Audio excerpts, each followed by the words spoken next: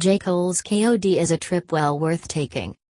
Examine, for a minute, the existing media narrative surrounding North Carolina rapper J. Cole. Terms like self-righteous and corny have been thrown around with reckless abandon.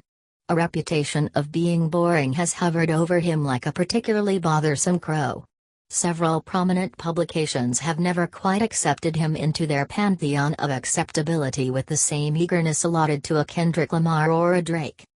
Yet the sheer star power of J. Cole stands alongside even the game's most prominent figures. Somewhere along the line, he managed to secure a powerful and loyal fan base. That same base helped propel the K.O.D launch into an absolute event, lining entire city blocks for a chance at catching Cole's latest offering. It's strange, given the ostensible bias against the rapper, how can someone so boring, corny, and self-righteous have withstood the test of time so effectively? By his own affirmation, his skills have played a pivotal role in ensuring his legacy. Yet there must be something more. One does not reach J. Cole's commercial success on the strength of lyrical prowess alone. On the surface, it would appear there's a dichotomy at play. Old King Cole and the kids on drugs. Many critics seem comfortable labeling Cole a proverbial cop at a house party, flicking on the lights during the apex, put the doobie down or suffer the consequences. To be fair, neither the album artwork nor title did much to dispel the narrative, with haunting imagery from 6 Sma depicting a generation of slack-jawed fiends. Not to mention, his ongoing feud with the likes of Lil Pump and Smoke Perp, which is addressed on album Closer 1985, Intro to the Fall Off. You'd think a Get Off My Lawn was imminent.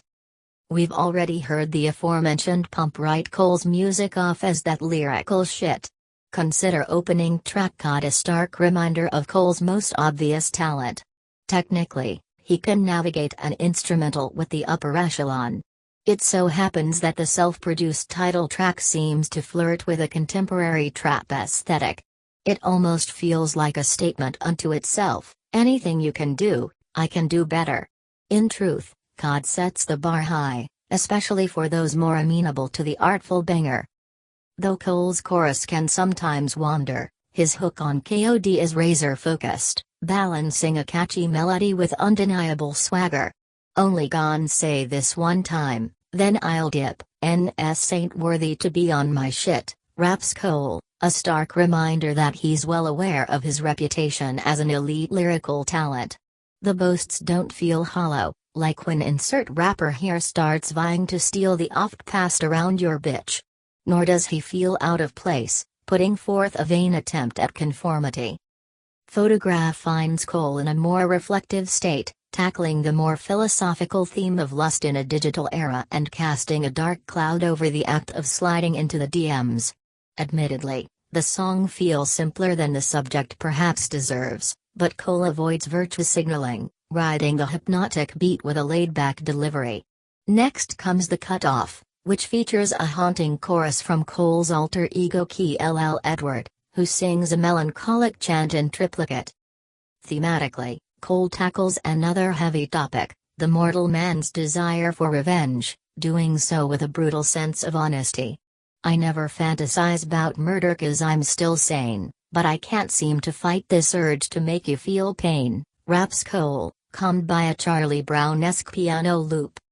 Paired with the pitched-down vocals of Edward, the cutoff stands out as an understated highlight, evocative of the blue-tinted smoke haze the chorus appears to welcome. The pace picks up with ATM, which once again finds Cole simultaneously channeling and accepting hip-hop's current cultural climate. In truth, it almost sounds like he's rapping this one with the troll face plastered on, lyrically stacking his residuals while wrapping circles around his contemporaries. What's interesting is how we're willing to read deeper into this song on the basis of Cole's reputation alone. On the surface, ATM is a song about the glories of a stacked net worth. Were this coming from Migos, Rich the Kid, or even Smoke Perp, we wouldn't bat an eyelash. But since this is Cole, everyone assumes there's a hidden agenda. Either way, the track still bangs. Likewise for Motivate, another seemingly mindless chapter. Throughout the course of the 2-minute serving, perfect for SoundCloud you guys, Cole experiments with voice and flow, sliding an eerie interlude between two effortless bouts of flexing. Once again, we're left with the option to look for deeper commentary. Is Cole even capable of dropping something straightforward at this point? The mere fact there's even a distinction between Cole's trap bangers and insert rapper here's trap bangers is truly fascinating. For better or worse, Cole's is destined to remain fixed beneath a microscope. Luckily, Motive 8 works on surface level, with an accessible beat and aqueous, effortless flow. Kevin's heart finds Cole stepping into the shoes of the beloved, and briefly disgraced, comedian, taking to the T-produced instrumental with songwriting chops on full display. Lyrically, Cole examines the struggle of remaining monogamous amidst a sea of temptation, somehow turning a morally dubious bout of circumstance into an arguable album highlight. The man even delivers a lackadaisical skrrt, which will no doubt send the more ardent analysts down the rabbit hole. The final stretch of the album finds Cole at his most personal, tackling his mother's battle with addiction, his own experience with self-medication, and the dangers of violence associated with drug abuse. While perhaps window pane and brackets may fuel this idea that Cole is fake deep, it's likely that those peddling that angle are the same people who lamented 21 Savage's disavowal of jewelry. Socially conscious hip-hop may not be for everyone, but in the context of K.O.D, the climatic quarter feels like the logical conclusion to a strange and cohesive journey. Of course, I would be remiss to gloss over the album's piece de resistance, 1985. K.O.D's closing statement garnered instant notoriety, and the community at large immediately dove into speculation, working to pinpoint the track's intended targets. As Lil Pump once dared to proudly proclaim "fuck J. Cole," many inserted him as the recipient of the talking to.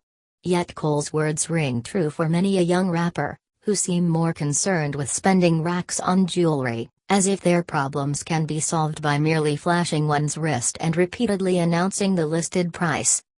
It's admittedly rather hilarious to see the oft-brazen Lil Pump attempt to reclaim the upper hand, coming off as in his feelings while daring to play the "I'm just a kid" card. It's safe to say that Cole shook the game with this one, presenting the next generation with a double-edged sword. Ignoring his message seems akin to accepting one's own demise, openly rejecting it makes the naysayer come off as salty. While some might take umbrage with the Trident-ruled head versus young blood storyline, Cole has managed to handle his involvement in the discourse with tact. Will K.O.D serve to alter the public perception of Jermaine Cole? Doubtful. Yet the album has managed to stand as 2018's most complete release thus far, at once concise, cohesive, melodic, and challenging. The board has been set. Commence speculation of a follow-up album in 3, 2,